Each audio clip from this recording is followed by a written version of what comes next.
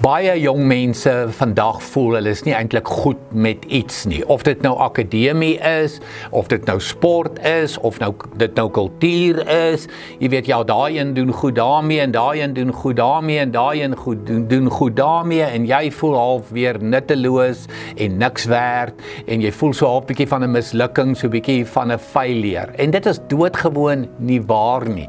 Elke mens het ander talente en ander gawes, en 'n mens moet dit net ontdek. Dit vat partykeer tyd. Jy mag dalk 13 jaar oud wees of 23 jaar oud wees.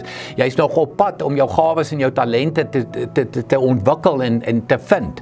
Psalm 8 sê vir jou, wat is die mens dan dat u aan hom dink? Die mensekind dat u na hom omsien. Ag Here, wie is ek nou eintlik? Dis wat hier staan.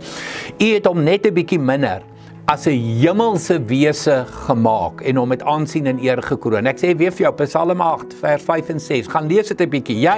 Jy, die Here het jou net 'n bietjie minder as 'n hemelse wese gemaak, en jy is gekroon met aansien en met eer. As jy weer nutteloos voel, as jy weer voel ek is 'n mislukking, die Here het jou gekroon met aansien en met eer. En hou op om jouself te vergelyk met ander.